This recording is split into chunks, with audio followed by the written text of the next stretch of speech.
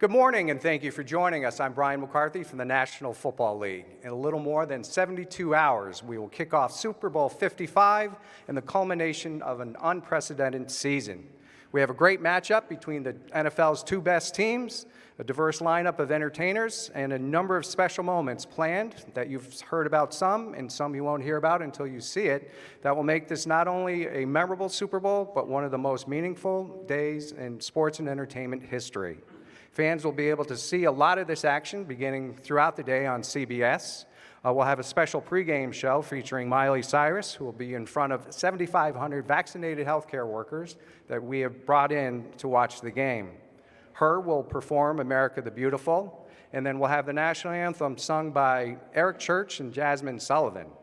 We're also very excited to have a flyover from the Air Force Global Strike Command. We'll have a B-1, a B-2, and a B-52, which by my math gets us to 55, Super Bowl 55. We're also extremely thrilled and honored to be working with the presidential inaugural poet, Amanda Gorman, who will recite an original poem about our three honorary captains, a teacher, a veteran, and a healthcare hero, all MVPs, most valuable people, all year round, and more so this year. And after what will no doubt be an entertaining first half, we'll then turn our attention to the Pepsi Super Bowl 55 halftime show, which we're here to talk about. We couldn't be able to produce this show without the help of Pepsi, one of the NFL's long-standing partners and one of our great activities throughout the year. They continue to help us raise the bar around everything we do, especially with this halftime show. And now we'll hear from my good friend, Adam Harder from Pepsi. Thanks, Brian. Just a year ago, we were all together in Miami, giving a huge shout out to everyone who was helping to make the Pepsi Super Bowl halftime show with J-Lo and Shakira a reality. And never would I imagine where we'd be a year later. The extra planning and preparation that would go into making the biggest musical performance of the year during a time unlike any other. So on behalf of PepsiCo and all of our employees around the entire world, I want to start with a few thank yous. First of all, we wouldn't have gotten to where we are today without our incredible partners at the NFL and Rock Nation, or without the talented Jesse Collins as our executive producer. And I know I speak on behalf of all of our Pepsi Super Bowl halftime show partners when I say it has been an extraordinary experience collaborating with The Weeknd and his incredibly talented team, including creatives, producers, set designers, choreographers, and artists.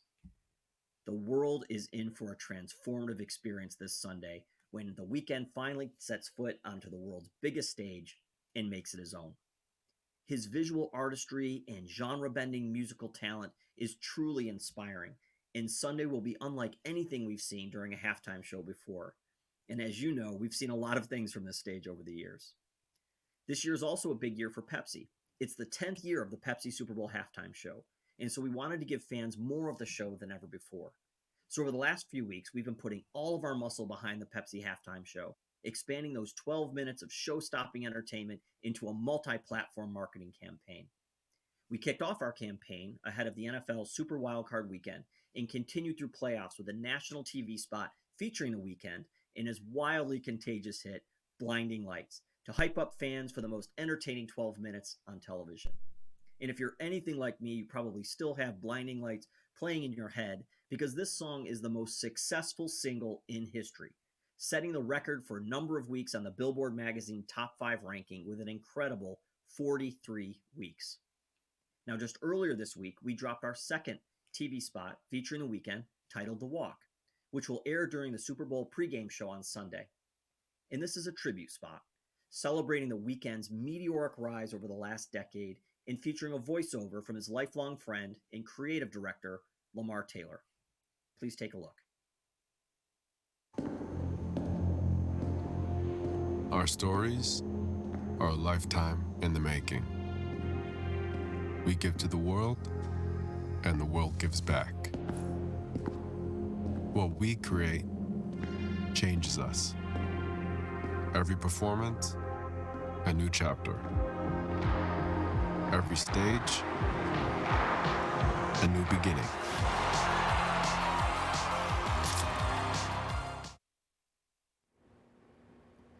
What an incredible journey this artist has had, and what an amazing moment it will be when we all get to witness that journey culminating on the Pepsi Super Bowl halftime show stage this Sunday. I'll now turn it back to Brian so he can bring up one of the most talented and fastest rising superstars on the planet, The Weeknd. Brian, back to you. Thanks, Adam. As you know, we're working for the second year with our great partners at Rock Nation to produce the Pepsi Super Bowl halftime show. Rock drafted Jesse Collins to be one of the executive producers. He's with us today, and we'll say a few words in a moment. He's working for the NFL for the first time. He may be a rookie to the Super Bowl, but he's certainly no stranger to the big stage and bigger challenges. We have the right person at the right time to help guide us through these unprecedented times. He'll help produce a historic live show from inside the stadium with all the creativity and unexpected moments you expect from a Super Bowl halftime show. But this year's show will be staged and executed in a safe and responsible way that reflects the circumstances we have all been living under.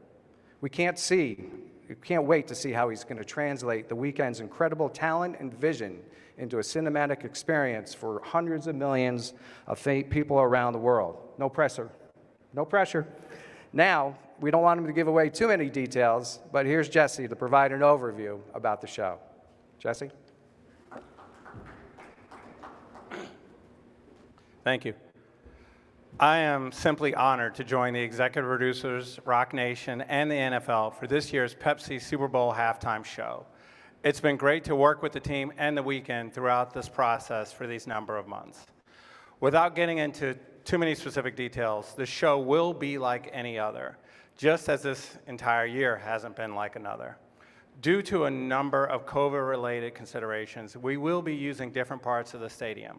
While this is a challenge, it's also created an amazing opportunity to put on a live halftime show that is unique and reflects the creativity all of us bring to the process to help translate The Weeknd's unparalleled vision. Everyone is looking forward to a show that will be electric, meaningful, and memorable for the hundreds of millions of people watching around the world. Thank you. Thank you, Jesse. And now it is my honor to introduce one of the most innovative minds and performers of our generation, your Pepsi Super Bowl halftime show performer, The Weeknd. Yes. Virtual. Attaboy. Nice. I like it. Very good. Well, thank you very much for being here. I know this room is a little different than what we expected a couple years ago. It's kind of empty, right? Talking about this, but this will work. And we do have a number of media that are joining us via virtual from actually around the world. So we're looking forward to some of their questions. Yeah. But once again, thanks for being here, and let's get into it. So we're going to go for our first question. Will come from Kevin Frazier of Entertainment Tonight. How you guys doing today? And thanks for having us, and congratulations on this great honor. I want to ask you right off the bat, it has been reported that you pumped millions of your own dollars into this performance, and we now know that it will come entirely from the stands. So can you tell us 3 ways that you will innovate since you won't have the traditional stage? Well, due to the COVID and for the safety of the players and the workers, we kind of built the stage within the stadium. And we're also using the field as well, but we wanted to kind of do something that we've never done before. And yeah, so we built the stage in the stadium, but I'm not going to tell you anything else because you'd have to watch on Sunday. Yeah. We know Kevin will be. I'll be watching. Kevin. Thanks, Brian. Appreciate it. Next question. Let's go to Jem from Variety. Jem? Morning, Abel. My question's a little simpler. In your opinion, what's the greatest Super Bowl halftime performance in history, and why? The great, I don't know what technically the greatest is, but my favorite is definitely Diana Ross, 1996. Have you seen that one? Oh, yeah. Oh, my Why God. in particular? She's just so glamorous, and the show just makes me smile, and she has a great exit with the helicopter. She lands in the middle of the field, grabs onto it, and flies out into the clouds. It's like, I wish I could have done that. I wish I thought of it, to be honest. We still have time. Do We'll we? have time. We could work it, but no. I don't think I have enough money to do it, to be honest. I think That was a fantastic. Arizona, Dallas, Pittsburgh, yeah. Diana Ross leaving from a helicopter. Classic. But I think we know what you're going to end up doing, and it's going to be a great show inside the stadium, but then also for our fans at home. So Thank you. I know I can't wait. Appreciate Let's it. stay here locally for our next question. It's going to come from the Tampa Bay Times. Sharon Kennedy Wynn. There you go. Hello there. Welcome to Tampa. I know you've had 3 shows in Tampa over the last almost about 5 or 8 years, all really cinematic and really well reviewed. It was hugely popular. I'm kind of wondering if you have some memories of having been here. And I know you had an unusual stadium. You're the only stadium with a pirate ship in it. I'm wondering if there's some features of this ship or in this town that you're incorporating into your show. Yeah, that ship is so iconic. We're incorporating it just a little bit, but again, you'd have to watch it on Sunday. I think to answer your first question about my shows in Tampa, the crowd here is insane. I mean, they don't sing the lyrics back; they scream it back at you. It's such an experience. I love Tampa. There's a lot of connections between Canadians and Tampa. The Toronto Blue Jays have been spring training here since 1977. Oh, nice. I think the Raptors too, right? Yep, we just got the Raptors. You have a lot of connections, so. Good. I feel at home. Thank you, Sharon. Good to see you. Next question. Let's go to Access Hollywood, Zuri Hall. Hi, how you doing? Congratulations on the halftime performance. Thank you. He hasn't done it yet. Oh, he's gonna kill it though. That's what we know for sure. So we'll be tuned in Sunday for that. But I'm curious to know, what would you tell your 17-year-old self who left home, moved into a small apartment with a friend? Eventually that young Abel was gonna become the Super Bowl halftime star. You've accomplished so much. What would you tell that kid? Don't quit. Just don't quit. And there were times where it was easy to quit, but Yeah. I would tell him to just keep going. Do you think young Abel would believe you when you told him where you'd be today? I hope so. He was pretty hard-headed. A little stubborn. Okay. Congratulations. Thank you. Thank you, Zuri. Let's go next to Complex and Weiss Armesh.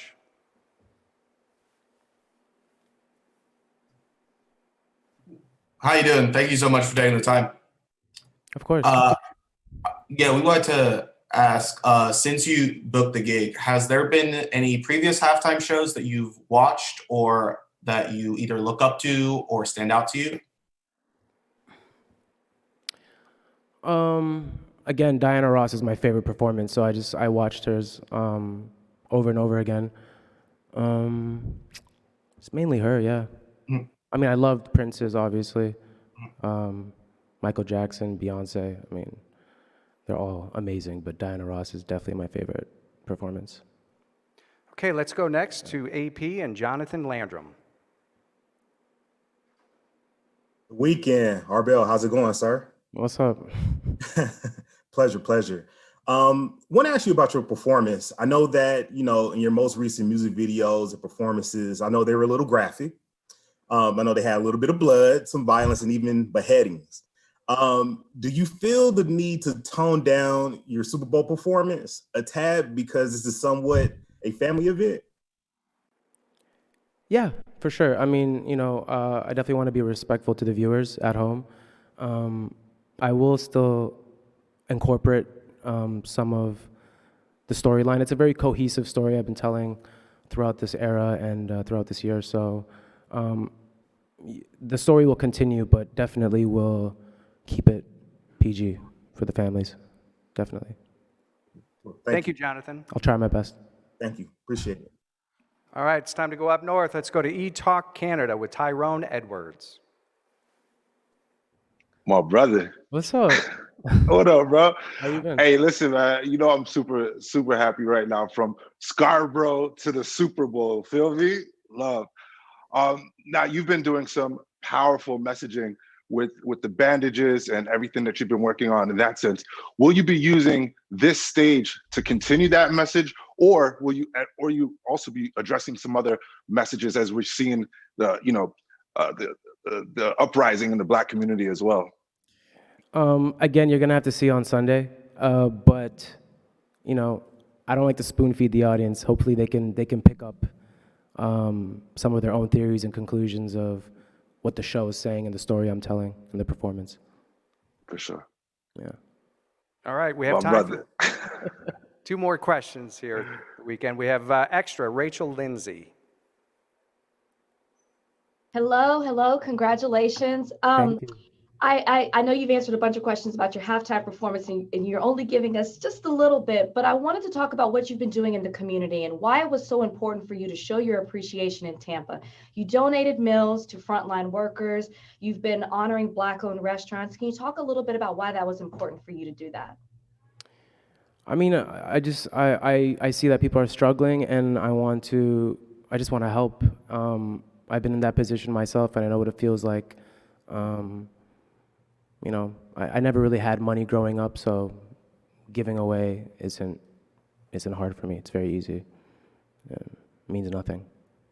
Well, Thanks, you. Rachel. We have time for one more question, and we're going to go to the Toronto Star, Nick Cruin. Hi, Abel. How you doing? Can you hear me okay? All right. Yeah, I can hear you. Okay, great. Well, first of all, congratulations on this amazing show, career milestone, and happy early birthday. I've got two quick questions.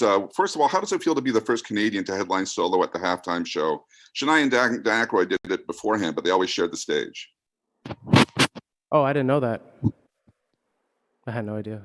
Yeah. So how does it feel? It's an honor. Yeah, it's a blessing. But I did not know that. And Is that a fact? Yeah, we had Oh, wow. Shania in San Diego and Dan Aykroyd and Blues Brothers, I believe, in New Wow. Orleans. So, Definitely an honor. Yeah. you had another question, Nick? I think Nick is frozen. Looks like Nick is frozen, but I know someone One who more question. Should we get a What screenshot of happened? that? We can hear you, Nick.